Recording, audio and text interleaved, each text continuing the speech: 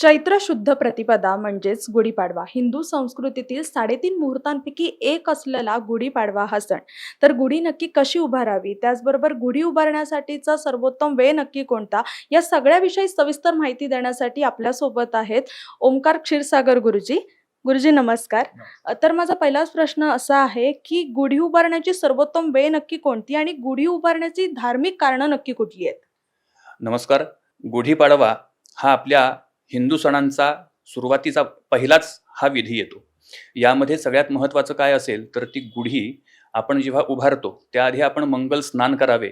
पाण्यामध्ये स्नान करतेवेळी कडुलिंबाचा पाला घालून त्याचं स्नान करावं आणि त्यानंतर गुढीच्या बांबूला तेल हळद लावून स्नान घालावं आणि नंतर मग गुढी उभारावी. त्याला वस्त्रालंकार घालावेत, वर कलश घालावा, त्या कलशावर स्वस्तिक काढावं.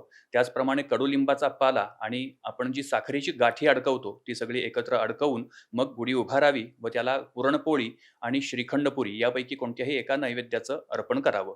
त्याचप्रमाणे विशेष करून या कार्याचा सगळ्यात महत्त्वाचा भाग असा आहे की हा आपला जो सण आहे हा कसा सुरू झाला. तर या सणामागचं मोठं कारण असं आहे की या दिवशी गुढीपाडव्या दिवशी शालिवाहन नावाचा एक राजा होता.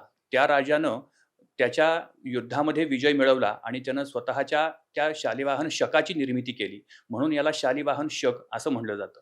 त्याचप्रमाणे दुसरं कारण असं आहे की आपले प्रभू रामचंद्र 14 वर्षांचा वनवास भोगून माघारी आले. त्यावेळी अयोध्येतील सर्व जनसामान्यांनी मोठा आनंदोत्सव साजरा केला आणि तो हा गुढीपाडव्याचा दिवस.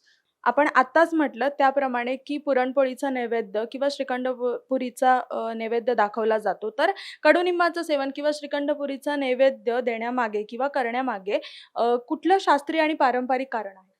कडुलिंबाचा सगळ्यात महत्त्वाचा गुणधर्म असा आहे की त्यानं उष्णता कमी होती आणि या काळापासून पुढं साधारण 4 महिने उष्णतेचा प्रचंड प्रभाव असल्यामुळं आपल्या शरीराची उष्णतेची जी क्षमता आहे ती कंट्रोलमध्ये राहावी म्हणून शास्त्रानं कडुलिंबाचा पाला किंवा कडुलिंबाचा मोहर प्राशन करायला सांगितलाय. त्या कडुलिंबाच्या त्या पदार्थांमध्ये एकूण 4 ते 5 पदार्थ घातले जातात. जिरे, गूळ, त्याचप्रमाणे कडुलिंबाचा मोहर, पाना, त्या सगळ्यांचं एकत्र मिश्रण करून ते प्राशन केलं जातं. तर यंदापासूनच शालिवाहन शके 1948 ची सुरुवात होते. तर नवीन म्हणजे हे जे नववर्ष आहे, तर सर्वसामान्यांसाठी ह्याचं फलित कसं असेल? सर्वसामान्यांना अतिशय चांगलं फलित आहे आणि सगळ्यात महत्त्वाचं असं आहे की सध्याच्या या काळात युद्धाच्या काळामध्ये जी परिस्थिती उद्भवते त्यामुळे काही अंशी थोडंसं महागाई वाढण्याची शक्यता आहे, पण सगळ्या राशींना कष्ट परत्वे बऱ्यापैकी चांगलं फळ मिळेल.